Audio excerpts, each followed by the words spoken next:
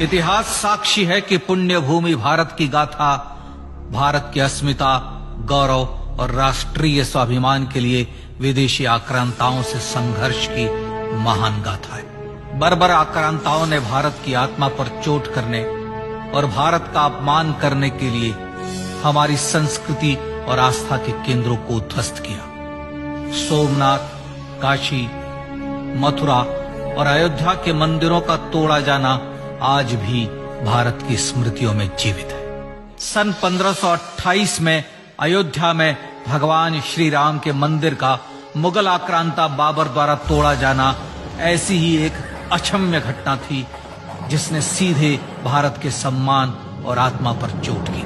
कारण साफ था, अयोध्या के श्री राम के मंदिर पर आक्रमण भारत की आत्मा पर आक्रमण था। जहां हर भारतीय के रोम रोम में राम बसते हैं, वह भारत यह अपमान कैसे सहता। राम मंदिर पर आक्रमण भारत को आहत कर गया था। विदेशी हमलावर अपनी बर्बरता दिखाते गए और भारत अपने आत्मगौरव को फिर से पाने के लिए संघर्ष करता रहा। भारत रामलला के जन्म स्थान पर बाबर के नाम पर बने एक ढांचे को देखता और उसे हटाने का संकल्प लेकर शक्ति संजोया करता। हिंदू समाज आत्मसम्मान के रण में डटा रहा और लगातार हमलावरों द्वारा बनाए गए बाबरी ढांचे को हटाने के लिए लड़ता रहा। सरयू कई बार रक्त से लाल हुई। कभी स्थानीय शासकों ने तो कभी साधु संतों और राम भक्तों ने राम जन्मभूमि की मुक्ति के लिए अपने प्राणों की आहुति दी। 74 बार युद्ध हुए। हम कुछ मोर्चे हारे, पर रण जीतने का संकल्प कभी कम नहीं हुआ। हिंदू समाज तलवारों से रक्त रंजित हुआ, पर उसने हार नहीं मानी। उसका संकल्प अजेय था। 15 अगस्त 1947 को देश की आजादी के साथ सैकड़ों सालों से चले आ रहे इस संघर्ष में नई ऊर्जा और एक नया मोड़ आया। अचानक 23 दिसंबर 1949 को बाबरी ढांचे में श्री राम लला प्रकट हुए। हजारों राम भक्त दर्शन के लिए उमड़ पड़े। तत्कालीन प्रधानमंत्री पंडित जवाहरलाल नेहरू ने उत्तर प्रदेश सरकार को श्री राम लला को विवादित ढांचे से हटाने का आदेश दिया।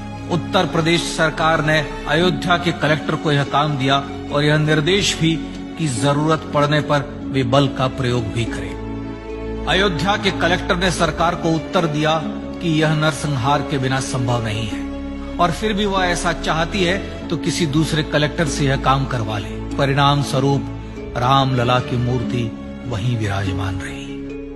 विवादित ढांचे को बंद कर दिया गया। केवल पुजारी को सेवा अर्चना के लिए भीतर जाने की अनुमति थी। फिर भी राम भक्त विवादित ढांचे के बाहर से प्रभु श्री राम की आराधना करते रहे। भारत के हिंदू समाज के लिए चुनौतियां और बढ़ गई। मामला अदालत में गया। विपक्षी दलों द्वारा अदालत में भगवान श्री राम के अस्तित्व पर सवाल उठाए गए। उनके अयोध्या में ही जन्म लेने का प्रमाण मांगा गया। भारत का जनमानस अब आहत हो उठा था। आजाद भारत में भी हिंदू समाज को अपनी आस्था और श्रद्धा के लिए संघर्ष करना पड़ रहा था। चुनौतियों के इस समय में सन 1984 में विज्ञान भवन दिल्ली में विश्व हिंदू परिषद ने धर्म संसद का आयोजन किया। इस संसद में देश भर के संतों ने राम जन्मभूमि की मुक्ति के लिए आह्वान किया और राम जन्मभूमि मुक्ति यज्ञ समिति का गठन किया। धर्म संसद ने राम जन्मभूमि की मुक्ति और वहां भगवान श्री राम के भव्य मंदिर बनाने के भारत के जनमानस के संकल्प को फिर से दोहराया। विश्व हिंदू परिषद के नेतृत्व में मंदिर निर्माण के लिए पूरे देश में अभूतपूर्व आंदोलन की शुरुआत हुई। श्री राम जन्मस्थली मुक्ति यज्ञ समिति के साथ देश भर में राम जानकी की रथ यात्राएं निकली। राम लीलाओं में राम कथा के माध्यम से भारत का आम जन फिर से जुटा। अब सबके मन में एक ही प्रण था, एक ही लक्ष्य था। अयोध्या में जन्मभूमि पर भगवान श्री राम के भव्य मंदिर का निर्माण। सन 1989 में विश्व हिंदू परिषद द्वारा गांव-गांव से रामशिला पूजन करके अयोध्या भेजी गई। 2,75,000 गांवों से रामशिलाएं अयोध्या पहुंची। भव्य राम मंदिर के शिलान्यास का निर्णय हुआ।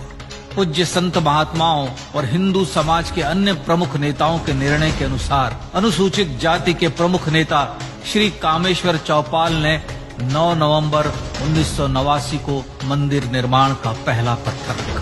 राम जन्मभूमि पर मंदिर निर्माण के लक्ष्य की पूर्ति के लिए सन 1990 में सोमनाथ से अयोध्या के लिए श्री लाल कृष्ण आडवाणी ने रथ यात्रा की शुरुआत की। देश में जन भावनाओं का ज्वार उमड़ने लगा। श्री लाल कृष्ण आडवाणी के रथ यात्रा के साथ साथ मंदिर के लिए जन समर्थन बढ़ने लगा और छद्म सेकुलरवाद बेनकाब होने लगा। इस जन आंदोलन को रोकने की तमाम कोशिशें हुई पर सब व्यर्थ हुई। विश्व हिंदू परिषद ने देशवासियों से अयोध्या में जन्मभूमि पर मंदिर निर्माण के लिए 30 अक्टूबर और 1 नवंबर 1990 को कार सेवा का आह्वान किया। परिणाम स्वरूप लाखों राम भक्त कार सेवा के लिए देश के कोने कोने से अयोध्या आए। इससे देश की एकात्मता का विराट दर्शन हुआ। कार सेवकों को रोकने के लिए उत्तर प्रदेश के तत्कालीन मुख्यमंत्री श्री मुलायम सिंह यादव ने अयोध्या में परिंदे को भी पर न मारने देने की घोषणा की। स्थितियां गंभीर हो गई। अयोध्या से 100-100, 200-200 किलोमीटर दूर रेलगाड़ियां रोक दी गई। अयोध्या युद्ध भूमि बना दी गई। मार्ग बंद, रेल बंद, चप्पे चप्पे पर पुलिस। अयोध्या सैनिक छावनी में बदल गई। राम नाम पर ऐसी पाबंदी कि अर्थी ले जा रहे लोगों तक को रोका गया क्योंकि वे राम नाम सत्य कह रहे थे। लेकिन सैकड़ों किलोमीटर की यात्रा कर कार सेवक अयोध्या पहुंचने लगे। राम के गीत गाते, होठों पर हंसी और पांव में छाले लिए राम काज के लिए राम भक्त देश विदेश से अयोध्या पहुंच ही गए। कार सेवकों पर गोलियां चली। अनेक कार सेवक शहीद हुए। आजाद भारत में जन्मभूमि पर राम मंदिर के लिए कार सेवकों ने फिर एक बार अपना बलिदान दिया, पर कार सेवकों ने विवादित ढांचे पर भगवा फहरा ही दिया और इस तरह कार सेवा सफल हुई। श्री राम जन्मभूमि आंदोलन ने भारत की सुप्त आत्मा को झकझोर कर जगा दिया था। विश्व हिंदू परिषद ने फिर एक बार 6 दिसंबर 1992 को कार सेवा का आह्वान किया। राम भक्तों को कार सेवा करने देने के लिए अदालत में प्रार्थना की गई, पर अदालत ने कोई निर्णय नहीं दिया। परिणाम स्वरूप बौद्ध, जैन, सिख, स्वामीनारायण संप्रदाय, गायत्री परिवार, हर पंथ मत विचार के हिंदू एकत्र हो गए। छूत अछूत का भेद मिटा, जाति की पहचान मिटी। हम सब हिंदू, हम सब सिंधु बन गए। राम सिंधु में ज्वार उठा और देखते ही देखते 6 दिसंबर 1992 को श्री राम जन्मभूमि से बाबरी ढांचा सदा के लिए हट गया।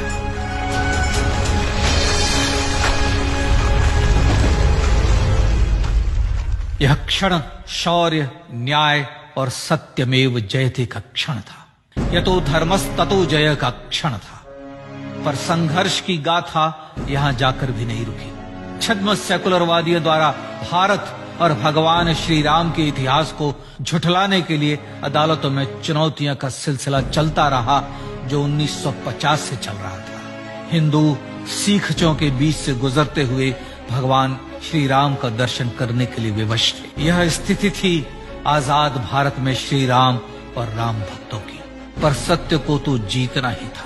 आखिरकार देश के सर्वोच्च न्यायालय के 5 जजों की खंडपीठ ने 9 नवंबर 2019 को ऐतिहासिक निर्णय दिया और यह कहा कि अयोध्या जन्मभूमि परिसर की पूरी 67 एकड़ भूमि रामलला की, और न्यायालय ने भारत सरकार को जन्मभूमि पर मंदिर बनाने के लिए एक ट्रस्ट बनाने का आदेश दिया।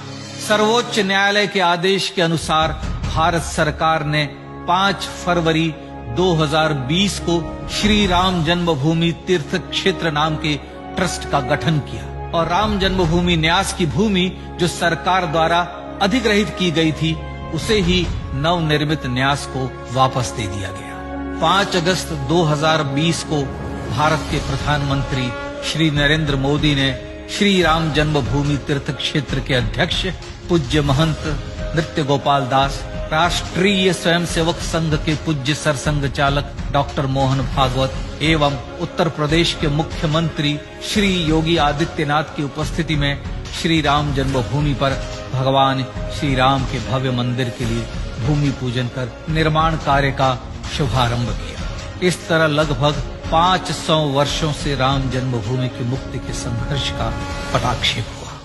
अपने आत्मसम्मान और राष्ट्रीय अस्मिता के लिए इतना लंबा संघर्ष विश्व के इतिहास में बेजोड़ है। श्री राम भारत की आत्मा, भारत की परिभाषा, हमारे राष्ट्रीय आदर्शों और जीवन मूल्यों के प्रतिनिधि मर्यादा पुरुषोत्तम हैं, जो हर हिंदू के होठों पर जन्म से मृत्यु तक रहे, बस यही हर हृदय में प्रार्थना होती है। राम भारतीय राष्ट्रीय स्वाभिमान और आसेतु हिमालय से समुद्र पर्यंत तक जन जन को एकात्मता के बंधन में बांधने वाले रक्षा सूत्र है। अयोध्या स्थित श्री राम जन्मभूमि पर बाबर का हमला वास्तव में भारत के स्वाभिमान और राष्ट्रीयता पर हमला था। प्रधानमंत्री श्री नरेंद्र मोदी द्वारा श्री राम जन्मभूमि पर राम मंदिर का पुनः निर्माण न केवल बाबरी मानसिकता का पराभव है, बल्कि संपन्न, सुखी, सुसंस्कृत, सर्वशक्ति संपन्न स्वराष्ट्र का सूर्योदय भी है। यह उस राम राज्य की दिशा में वह कदम है जिसकी अभिलाषा राजराजेंद्र चोल, कृष्णदेव राय, छत्रपति शिवाजी महाराज से लेकर महात्मा गांधी तक ने की थी। अयोध्या में जन्मभूमि पर भगवान श्री राम का मंदिर न सिर्फ राष्ट्रीय गौरव होगा, बल्कि वह श्री राम के आदर्शों का राष्ट्र मंदिर होगा। अब वह महान संकल्प पूरा होने जा रहा है। आइए इस राम यज्ञ, राष्ट्र यज्ञ में जिन ज्ञात और अज्ञात भारतीयों ने अपनी आत्माहुति दी है, उनका पुण्य स्मरण कर उन्हें श्रद्धांजलि दी।